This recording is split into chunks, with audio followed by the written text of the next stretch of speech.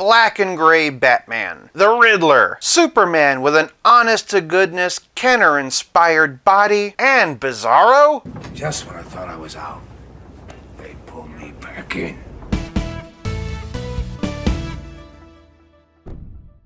Welcome to 5 Points of Articulation. Just when I thought I was done with this line, today I'm taking a look at the McFarlane Toys Superpowers Wave 9. There are apparently other figures in the wave, but these were the ones included in the bundle on McFarlaneToyStore.com, so these are the ones we're working with. Starting with the packaging, and I'm a sucker for these every time. We got our Superpowers logo, name and/or logo of the character, classic style artwork of the character, and our red, blue, and yellow star-spangly motif. Flipping around back and we can see this line has definitely grown. No new vehicles this time, but of course everybody gets a bio. In my reviews of Kilowog and Guy Gardner, I did criticize these packages for not clearly stating who the characters were. Not without flipping them around anyway, but for the most part that's not really a problem this time. You see that symbol and you don't really need a name. Of course there are some who might be confused by the Bizarro logo, but it's not like the name isn't there. For packaging, I'm giving these superpowers a super-powered 5 points. Moving on to presentation, and the figures range from 4.5 to 4 3/4 inches, or 11.5 to 12 centimeters. First up, and let's talk about Riddler. The original quote-unquote Superpowers Riddler was actually a repaint of Green Lantern under the Super Amigos brand, and at first blush I thought McFarlane did that here as a little tribute, but that's only partially the case. The head is most definitely Hal Jordan, but the body comes from Nightwing. Granted, the Nightwing body is the same as John Stewart, but with different arms, so I guess he's still kind of a repainted Green Lantern. I suspect they did it this way so the Riddler wouldn't have Green Lantern's power ring, but given the action figure history between these two characters, I don't think anybody really would have minded. Besides, Nightwing's proportions are so much bigger than Green Lantern's. As a result, this Riddler has a pinhead with linebacker shoulders. To McFarlane's credit though, I do mostly like the paint job. The question marks are all nice and crisp, and while there isn't really anything on the sides, for this kind of scaled figure I understand, and I am happy to see that they did give him some question marks on the back. That said, once again, this painted on belt does look kinda cheap, but I swear collectors would have forgiven all of that if they just used the Hal Jordan body. Heck, maybe even pivot in by calling this particular figure Super Amigos. For a lot of us, that novelty would have been pretty charming. As for Batman, there's not a whole lot to say here. It's yet another repaint of the Detective Comics Batman, which itself is modeled off of the original Kenner Superpowers, just with a slightly updated head. McFarlane has given us a bunch of these by now, including one based off the Kenner Tech Shield Batman, which I don't have, among others. That said, I am a sucker for Batman in black and gray, and I'm really happy to have this. As a kid, I always wanted Kenner to make a black and gray Keaton to go along with this dark blue and gray one, so this kinda scratches that itch. But if they did one in these colors, I might be tempted to buy it again. The real standouts of the wave are Superman and Bizarro. Similar to Detective Batman, they finally recreated the body from the original Superpowers figure. Granted, there are minor differences, but the basic proportions and details are all there. As somebody who never really liked that Series 1 version, this is mostly what I've been wanting from the beginning. Mostly. I love that the basic proportions and musculature match the original. I also mostly like the colors. The blue is a bit brighter than the original, which is going to be a bone of contention when we talk about the next figure, but if you don't have the original, this does look really good. I'm also happy that this one has the updated cape fabric and that classic S on the back. The S on the front, however, is another story. Side by side, we can see that Series 1 Superman did a great job of recreating the Kenner logo. This one, however, is a bit stretched out. So stretched out that it looks like the DC Multiverse Action Comics 1000 logo. This is a baffling step backwards. Also, we do need to talk about the head. When recreating Green Lantern, McFarlane did a near perfect job of capturing that original sculpt. So what happened here? I understand tweaking things a bit to make them your own, but this is ridiculous. He looks less like Superman and more like Andy Griffith. Not only that, but because the skin is so dark, it makes his eyes look like he's possessed. Don't get me wrong, it's hard to get get the original Kenner one, and this is a pretty decent substitute, but I also can't say that it doesn't miss the mark. That said, and we've got to talk about Bizarro. My introduction to Bizarro was the old Superboy TV show, so I've been wanting this figure since I was a kid. The fact that they built it off of that new Superman body makes me so happy. Just like the original Superman, he has a shorter cape, so it does feel like it belongs, and even though the logo is a bit stretched out, it's nicely hidden by this Bizarro #1 medallion. Is medallion the right word here? I don't know, maybe metal or just sign. The logo's unfortunately chipped, and just like the new Superman, he has his logo on the cape. This is where we have to revisit the color issue. Again, the suit on the original Superpowers is a bit darker. The fact that Bizarro's blue is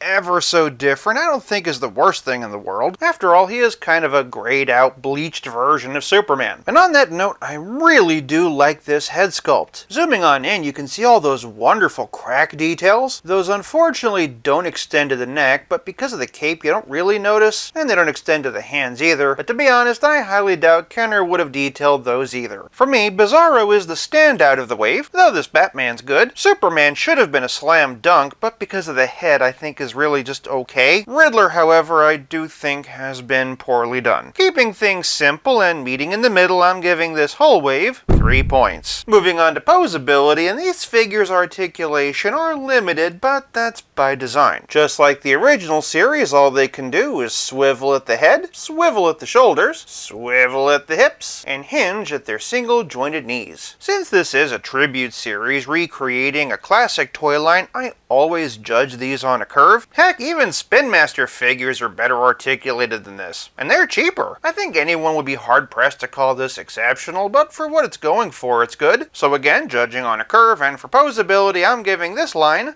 4 points. Moving on to Playability, and none of these figures come with any kind of accessories or action features or anything like that. The original series was called the Superpowers Collection because the figures had, well, superpowers, whereas the only superpower the new figure has is tickling us in our nostalgia bone. I guess you might consider the Bizarro sign an accessory, but to me, since it's part of his design, that really does just fall under presentation. Out of all of them, I think it would have been nice if they could have at least given Riddler his cane. He does have 2 open hands after all. Not only that, but classic Superpowers villains had weapons like umbrellas or hammers, so I think it would have been appropriate. Fortunately for these figures, Playability is more than just action features and accessories. It's also about how well your figures play with others. Starting with Superman, and once again, here's the original Kenner version. Otherwise, and here's the Toy Biz version, and McFarlane's first pass at the Man of Steel. As for Batman, here's the original blue and gray Kenner, the blue and gray McFarlane, and the oversized Hush version by McFarlane. For the rest of the Justice League, and here's Superman and Batman with the Kenner and McFarlane versions of Wonder Woman, Kenner and McFarlane versions of The Flash, Kenner and McFarlane versions of Aquaman, and Kenner and McFarlane versions of Hal Jordan. That said, for those of you who prefer John Stewart as your Green Lantern, here you go. Moving over to some sidekicks, and here we have the Kenner Dick Grayson and the McFarlane Tim Drake. The Tim Drake has a third-party cape, by the way. But if you prefer your Dick Grayson all grown up, here's the McFarlane Nightwing. He is a skosh big for this Batman. For a few other Batman villains, and here's the Kenner Joker, the Kenner version of the Penguin, the McFarlane Batman Who Laughs, and the McFarlane Deathstroke. For a couple of Superman villains, though, and I recently picked up the original Superpowers Lex Luthor, and lest we forget the McFarlane Brainiac. That said, for some other villains in general, here we have Sinestro, the animated blue style of Black Manta, and the new 52 Darkseid. For a roll-to-scale comparison, here are all 3 body types with Pizza Spidey and the Spectacular Spider-Man, but as always, here's everyone with Stealth Iron Man. McFarlane Superpowers have come a long way since the first couple of assortments. I'm particularly happy by all the villains they've given us. Still, there's room for improvement. This line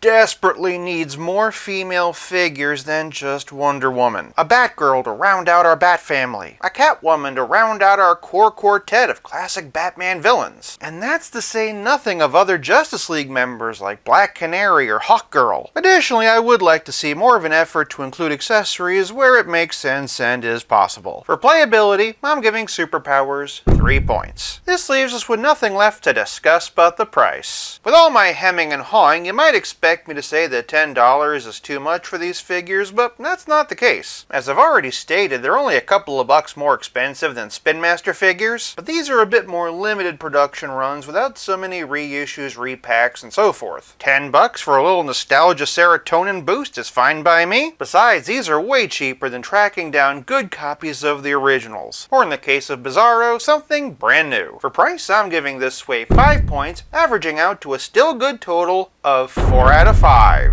For more superpowers related videos, check out one of these, and until next time, play nice and have fun.